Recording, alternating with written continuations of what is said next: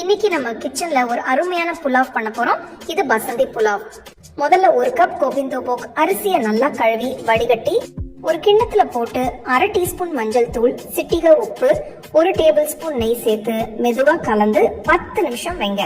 ஒரு பேன்ல 1 table spoon நெய் சூடாக்கி முந்திரி, திராட்சை சேர்த்து பொன்னிறமா வறுத்து வச்சுக்கலாம். அதே பேன்ல இன்னொரு டீஸ்பூன் நெய் ஊத்தி பிரியாணி இலை, லவங்கப்பட்டை, ஏலக்காய், கிராம்பு சேர்த்து வாசனை வர வரைக்கும் வதக்குங்க. இப்போ ஊற வச்ச அரிசி சேர்த்து மெதுவா கிளறி 1 டீஸ்பூன் பொடிசா நறுக்கின இஞ்சி, உப்பு, 3 டீஸ்பூன் சர்க்கரை, 2 கப் தண்ணி சேர்த்து கிளறுங்க. லேசான காரத்துக்கு 2ல இருந்து 3 பச்சை மிளகாய கீறி சேர்த்துக்கோங்க. மூடி வச்சு 10 நிமிஷம் மிதமான தீயில வேக விடுங்க. மூடி திறந்தா அரிசி பஞ்சு போல வெந்திருக்கும். வறுத்த முந்திரி, திராட்சை சேர்த்து மெதுவா கலக்கி மேல இன்னொரு டீஸ்பூன் நெய் ஊத்தி லேசா கலந்து விடுங்க. சுவையான பசந்தி புலாவ் தயார். அருமையான இந்த புலாவை நல்ல காரமான கிரேவி வச்சு ரசிச்சு ருசிச்சு சாப்பிடுங்க.